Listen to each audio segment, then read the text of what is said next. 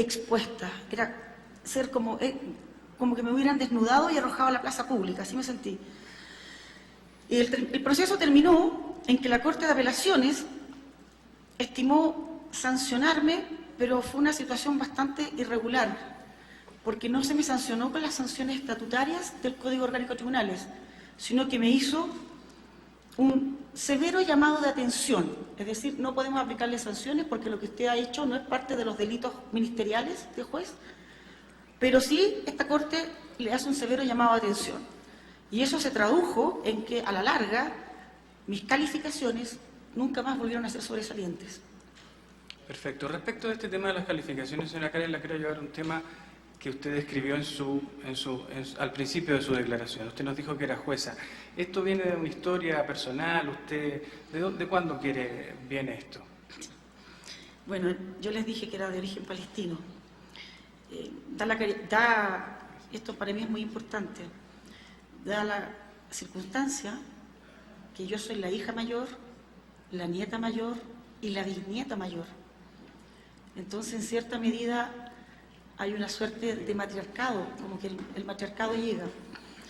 Por lo tanto, siempre dirimía entre los primos, los conflictos familiares, las peleas, equitativamente repartía las bebidas. Entonces, el sentido mío era siempre de poner un poco de orden en el caos. Por eso estudié Derecho y en primer año de Leyes dije, yo voy a ser jueza. Karen, la quiero llevar a otro tema. Tenemos algunos minutos más solamente. Cuénteme un poquito, quiero llevarla o que le relate la historia, ¿cómo han sido estos años para usted? Han sido años muy duros, muy dolorosos. La princesita tenía 4 años, la diablita tenía 3 años y la brujita chica tenía 8 años cuando me las quitaron. Las 2 más chicas todavía dormían conmigo en la cama. La más pequeña estaba empezando a dejar los pañales nocturnos. Y ser privada de criar a tus propias hijas, las que tuviste en tu vientre, las que pariste, las que amamantaste, es una cosa que no la puedo explicar. No sé cómo explicar el dolor de eso. El tener que verlas con cierta periodicidad según las visitas y las pobres no podían entender por qué no se podían volver conmigo, pero mamá me decían, ¿por qué? ¿Cuándo nos vas a venir a buscar? ¿Cuándo nos vas a llevar? Y yo le decía, ¿cómo les explico a mis hijas que yo no he cometido ningún delito? Que no he cometido ningún delito. No tenía cómo explicarle a mi hijita, no puedo vivir con ustedes porque ciertas personas de la Corte Suprema dijeron que yo era un peligro para ustedes y no podía decirle porque soy lesbiana. O sea, fue muy doloroso. Mi frustración, el ser mujer, el ser madre, es parte de mi identidad. Y al privarme la situación, al privarme mis hijas, me desmembran, me dejan sin la mitad de mi identidad, me destruyen en mi identidad de persona. Karen, mucho dolor, mucha pena, mucho llanto. Han pasado varios años desde que sucedió esto. Cuéntenos un poquito la pérdida, ¿qué ha significado eso para usted? Bueno, de partida las cosas, la convivencia diaria, la posibilidad de enseñarles los hábitos, la cultura, la tradición, la religión, y cosas que son, no sé, pues para las que son mamás yo creo que las pueden entender. La pérdida del primer diente de mi princesita, la pérdida del primer diente de mi diablita, las primeras letras, el primer día de clase, el tránsito de niñas a señoritas, no estar presente en ese momento en que se hacen mujeres. O sea, ahí uno tiene que estar como mamá presente. Me he perdido todo eso, la primera fiesta de mi hija mayor, su primer noviazgo. Karen. No sé, no lo puedo explicar, o sea, yo no puedo decir, no puedo graficar el dolor que se siente. Cuénteme, Karen, ¿quién es ella? Ella es mi hija mayor, la brujita chica. Ahí estamos en la región donde vive mi hijo en la universidad. Fuimos a verlo este verano, en febrero, estuvimos con él todas y le tomamos esa foto en un parque nacional que hay cerca de él. Muchas gracias. ¿Quién es ella, Karen? Ella es mi hija de mi adoración, la princesita, la que tiene 13 años. Esta foto fue tomada hace 1 mes y medio atrás, en Santiago para las vacaciones de otoño. Muchas gracias. ¿Y quién es ella, Karen? Ella es mi diablita, mi guagua, ella es mi bebé. Esa es mi hija de la madurez, la tuve ya mayor. Esas son como están ahora. Esa foto fue tomada hace 1 mes y medio atrás. Perfecto. Finalmente, Karen, para concluir, ¿hay algo más que desea agregar a esta corte?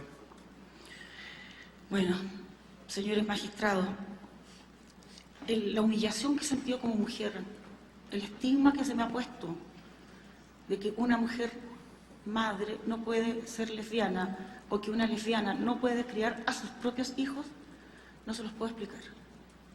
He sido destruida en mi identidad, en mi dignidad.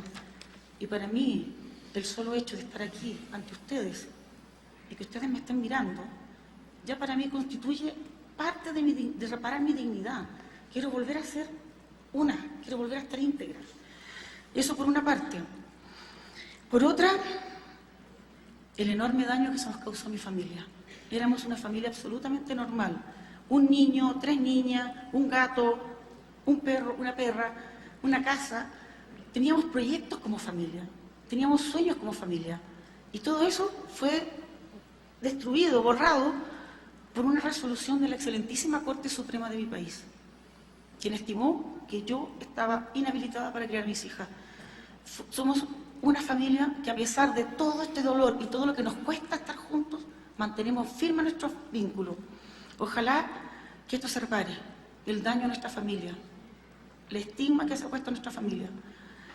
Y finalmente, ojalá que esto no vuelva a pasar nunca más en mi país. Ojalá que esta jurisprudencia que asentó la Corte Suprema de Chile se elimine. Eso es lo que podría yo pedir o decir a la Corte. Muchas gracias, Karen. Nada más por esta parte, su señoría. Muchas gracias, abogado Escobar Opaso. Muchísimas gracias, señora Karen Atala, por sus respuestas y su declaración. A continuación, entonces, doy la palabra a la representación del Estado para que se sirvan formular las preguntas que quisieran plantear, y yo le pregunto a su vez al Estado quién formularía las interrogantes. Por favor. Las preguntas las formularé yo, el agente del Estado, Miguel Ángel González. Primero que nada, muy buenos días a la Honorable Corte, a los miembros de la Honorable Comisión, a los representantes de las presuntas víctimas y a todas las personas que están siguiendo esta audiencia. A nosotros nos interesa hacer algunas preguntas vinculadas con la relación que ha tenido el proceso de tuición con la carrera de la jueza Atala. En ese sentido, quisiéramos partir preguntándole si en el momento en que ella fue objeto de una investigación sumaria, que es un procedimiento normal dentro de la judicatura chilena, si eso a ella le significó alguna sanción. Gracias. Bien, gracias, señora agente. Tiene la palabra el señor Atala. Buenos días, señor abogado. En realidad, las sanciones han sido a raíz del proceso de tuición, como lo señalé recientemente, y de la investigación administrativa sumaria. El ministro Lenín Lillo pidió que se me formularan cargos y efectivamente la Corte de Apelaciones señaló que, como acabo de decir, no se me señaló una sanción estatutaria del Código Orgánico de Tribunales, pero me hizo un severo llamado de atención, que es una suerte de consuetudo. Es una costumbre en la jurisdicción de Temuco, por lo menos, de la Corte de Apelaciones de Temuco, que cuando no pueden, cuando hay un hecho que les molesta o les incomoda, y no es de los que establece el Código Orgánico de Tribunales,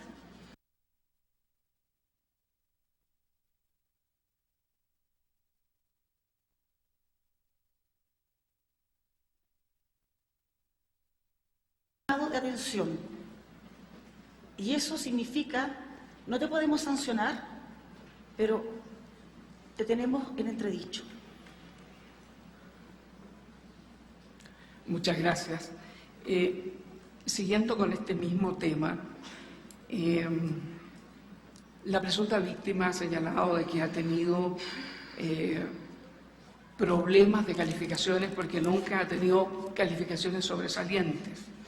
Lo que nos gustaría que nos dijera la jueza, si ella se ha mantenido estancada en su carrera profesional o si ha ido subiendo en el escalafón de manera normal.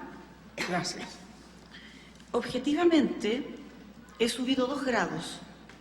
Era jueza oral de Villarrica, que es simple comuna. Luego ascendí. La reforma procesal penal en Chile se implementó a partir del año 2000. Por lo tanto, se implementó en 2 regiones piloto, la 9ª y la 4ª. Y después se fue siendo extensiva a otras regiones periféricas para terminar el año 2005 en la región metropolitana.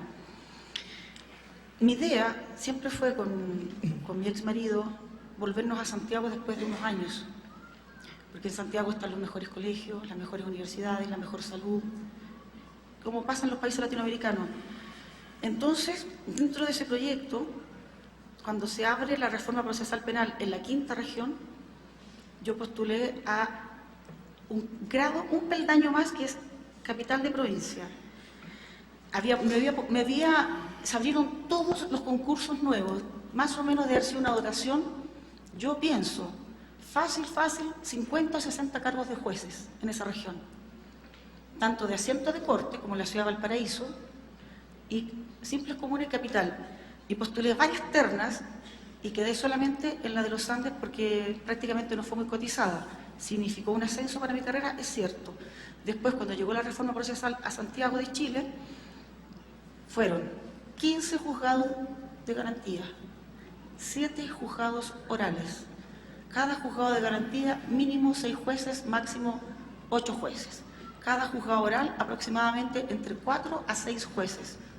Postulé a todos los cargos y perdí todas las ternas. Y en la última terna tuve que ir a hablar para decir, por favor, pónganme en terna, y logré ir en terna para el 14 juzgado de garantía de Santiago. O sea, partió el primero, el segundo, el tercero, el cuarto, el final. Es decir, es cierto, fui ascendida, pero con mucho esfuerzo. Y respecto de mis calificaciones, a veces, cuando llego, una vez o 2 veces me pusieron sobresaliente después de estos hechos, pero yo noto que les incomoda la circunstancia, por ejemplo, que viva pidiendo permiso para ir a ver a mis hijas. Permiso, me hacen ir una serie de complicaciones.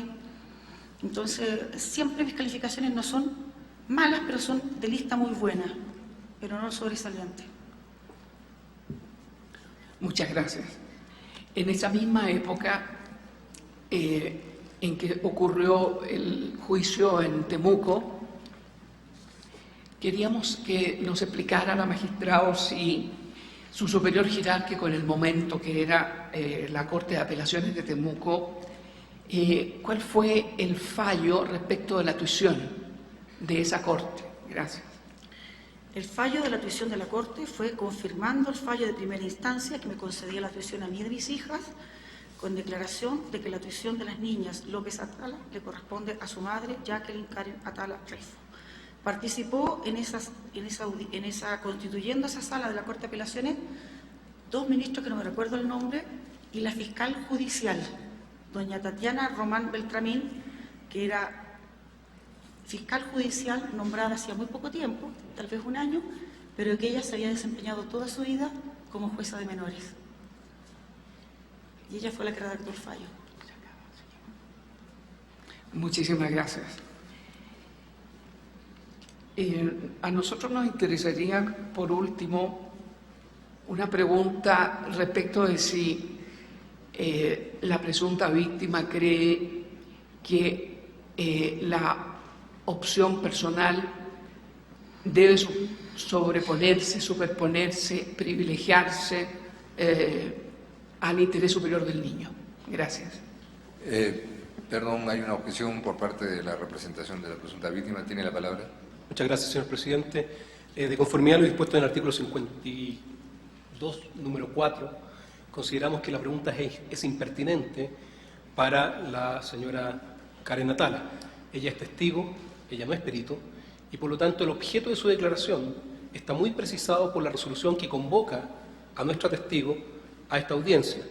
Ese tema es propio de un perito, no es propio de un testigo como es la señora Karen Atala, y por lo tanto escapa de su ámbito de competencia y por lo tanto respecto de ella es impertinente, más no de un perito que todos sabemos que vendrán en la tarde y podrá hacerse esa pregunta a los peritos, pero es impertinente respecto de la señora Karen Atala. Gracias, señor presidente. Muchas gracias. Se recuerda en efecto que el propósito de esta declaración es doble. Primero, la alegada violación a sus derechos desde el comienzo del juicio de tuición de sus hijas y dos, el presunto impacto de la decisión de la Corte Suprema de Chile en su proyecto de vida personal y familiar. De manera que le pediría, señor agente, si puede formular con alguna redefinición la pregunta que nos ha planteado o realizar otra pregunta. No, el Estado retira la pregunta, gracias, su señoría. Eso sería todo por parte del Estado. Sí, señoría, hemos concluido, gracias. Muchas gracias, señor agente. Ha concluido el interrogatorio por parte de la representación de las presuntas víctimas y del Estado y procede a continuación que las señoras juezas y jueces planteen sus propias preguntas si así lo tienen por conveniente. Le pregunto en primer lugar al juez Pérez Pérez si desea formular alguna pregunta. Juez Pérez Pérez. Sí, señor presidente. Adelante. Tendría una pregunta sobre los hechos que llevaron a que después del divorcio, o en el momento del divorcio, las niñas quedaran a cargo de la señora Karen Atala. Según tengo entendido, hubo un acuerdo con el ex marido, ¿es así? No, su señoría. Yo todavía estoy en proceso de divorcio. ¿Cómo? Yo todavía estoy en proceso de divorcio. Sí. Lo que se hizo en ese momento fue demanda de tuición. El divorcio se demandó el año 2007. Ajá. Está todavía vigente ese juicio. Entonces no teníamos la información completa, señor presidente, o exacta, porque acá nos dice que en marzo de 2002 la señora Atala y el señor López disolvieron su matrimonio. ¿Eso no es así? No es disolvimos. Nos separamos de hecho. Fue separación de hecho. Y también la información que tenemos acá dice, acordando que la señora Atala mantendría la tuición y cuidado de las tres hijas en sí. Villarrica. Sí, eso fue un acuerdo que hicimos de palabra. Estábamos separados de hecho prácticamente un año, del año 2001. Fuimos a un mediador familiar, un terapeuta familiar, y ante el terapeuta familiar acordamos eso como mediador. Pero fue un acuerdo, un pacto de caballeros, por así decirlo. No, se acordó así, y Jaime iba a ir a ver a las niñas los fines de semana, fin de semana por medio, cuando quisiera ir a verlo, porque él vivía en Temuco, yo vivía en Villarrica con las niñas en nuestra casa. De hecho, esa casa todavía la tengo. Entonces, se transó a este mediador familiar privado, personal, esa solución y duró todo el 2001 y el 2002 se empezó a ensayar bien y el 2003 me demandó, pero fue separación de hecho. El divorcio de hecho, cuando nos separamos con mi exmarido, en Chile no había todavía ley de divorcio. El divorcio vino en el 2005. Muy bien. También indicaba régimen de visita semanal a la casa del señor López en Temuco. Sí, ¿Es así? ¿Eso es así? Sí, tal cual. Eso fue una mediación en que se estableció, yo establecí un amplio régimen de visita para el señor López. Fin de semana por medio y el otro fin de semana sí podía ir. Yo le pasaba a mi casa, puerta cerrada, y yo me iba a Santiago, o las niñas se iban a su casa a Temuco. Y funcionó perfectamente durante prácticamente 2 años, como le digo. Señora, su traslado a Santiago se produjo después de 2005. Sí, el 2005 fue el traslado a Santiago. El 2005. El 2003 a los Andes. Cuando me trasladé a los Andes, yo tenía la custodia de las niñas. Estaban conmigo. Yo arrendé en los Andes una casa enorme para estar con todos mis hijos, una casa que tenía 5 habitaciones. Y las niñas estaban matriculadas en el colegio alemán de allá, porque venían del colegio alemán de Villarrica. Estaban matriculadas, habíamos tenido la entrevista respectiva y habíamos hasta comprado los pasajes en avión. Y el día anterior, el vuelo era el día jueves, el día miércoles me notifican la entrega inmediata de las niñas en el tribunal. y fue, fue tuición provisoria, una medida inmediata de tuición provisoria. Y bueno, yo me fui a los Andes y todo el 2003 las niñas estuvieron con el régimen de tuición provisoria, hasta mayo del 2004, cuando falló la Corte Suprema consolidando la tuición al padre.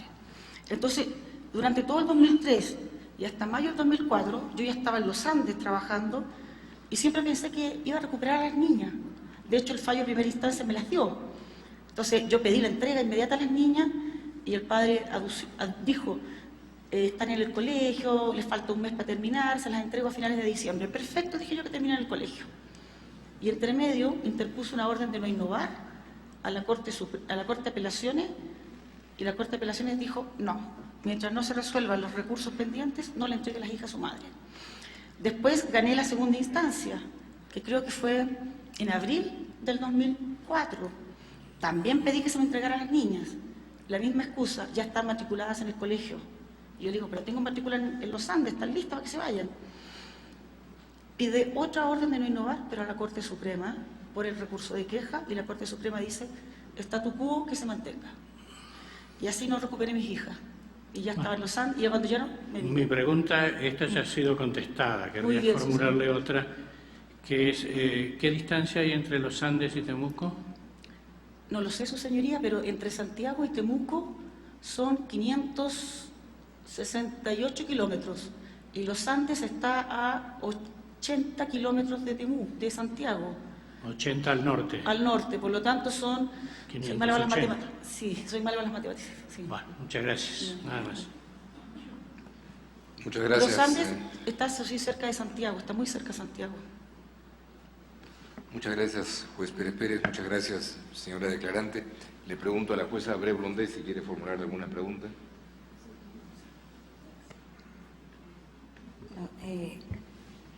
Usted señala que la custodia la tiene el señor López, ¿verdad? Si está establecido. En esa custodia, ¿qué derecho de visita tiene usted?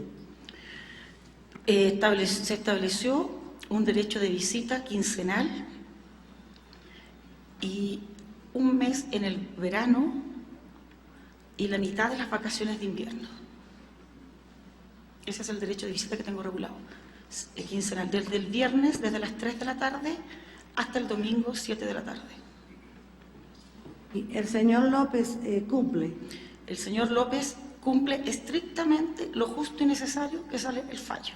Es decir, si yo voy a Temuco fuera del fin de semana que me corresponda porque tuve que ir a un curso de la Academia Judicial o porque me llamaron a constituirme en algún efecto allá, no me las deja ver.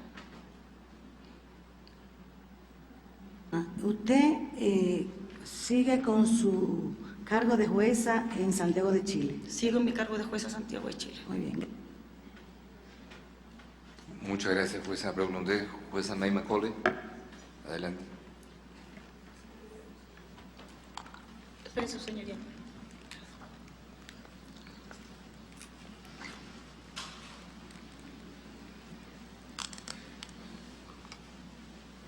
¿Cómo funciona esto? Ya.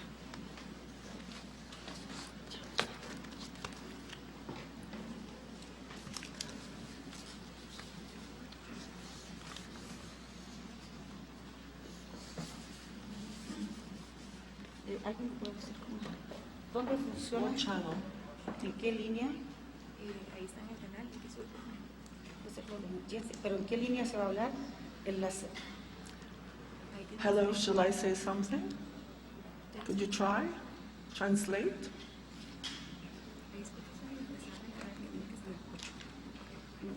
Ahí, está en inglés, está en inglés. Can you hear anything now? Está en inglés, ¿me encuentra en la pista en Channel castellano? 5. Cinco. No sé si me lo van a dar.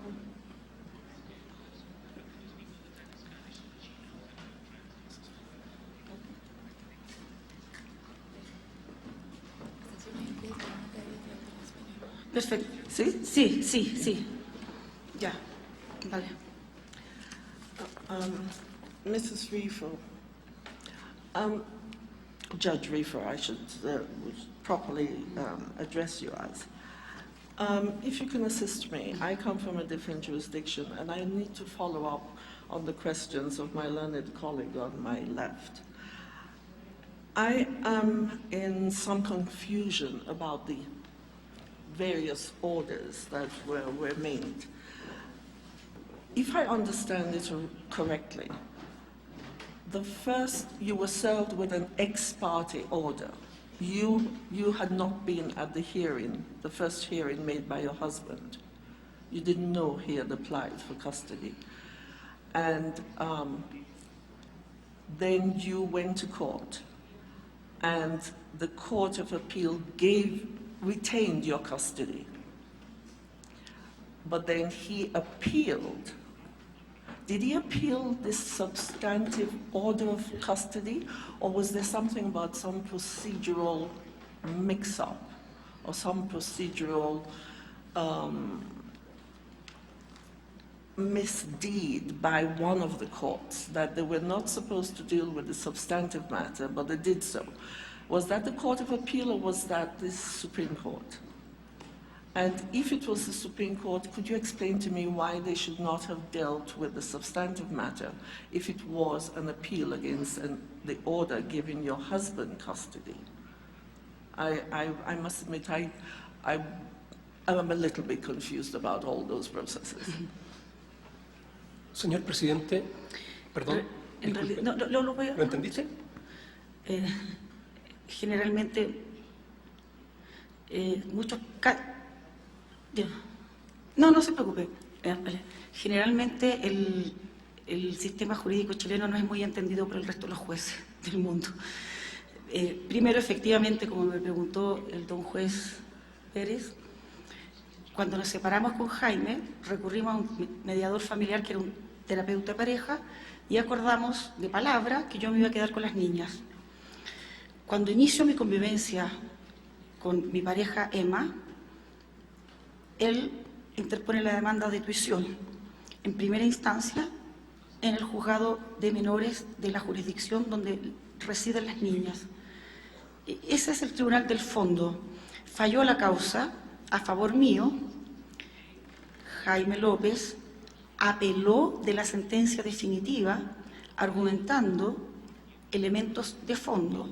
El primer elemento de fondo que puso, y que fue el único, fue que la madre no estaba habilitada para ejercer la tuición de las hijas porque era lesbiana y vivía bajo el mismo techo en que criaba a sus hijas con su pareja mujer.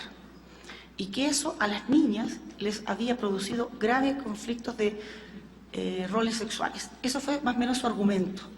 Cosa que no fue efectivo, no era efectivo porque los peritajes dijeron que las niñas tenían confusión, tenían claro, y además que la figura del padre es insustituible. Entonces, la Corte de Apelaciones, se escuchó los alegatos de los dos abogados, demandante y demandado, estimó que no había causal para revocar la sentencia, que el fallo había sido apreciado conforme a las normas de la apreciación en conciencia, que era el estándar de convicción en esa época. Porque esto fue antes de la reforma a los tribunales de familia, que fue el año 2007. Todo esto pasó el 2003. Entonces el juez era una suerte de juez inquisidor, que él pide las pruebas. El juez inquisidor tiene el impulso procesal. Entonces él pedía las pruebas y me pedía pruebas a mí y él no se las pedía. Y la otra se aportaba por las partes como adicional. Quedó la sentencia firme y ejecutoriada de la Corte de Apelaciones. Ahí muere la instancia y termina el juicio. El abogado de Jaime recurrió ante la excelentísima Corte Suprema de Chile con un recurso extraordinario que se llama queja disciplinaria. Les explico brevemente la queja disciplinaria.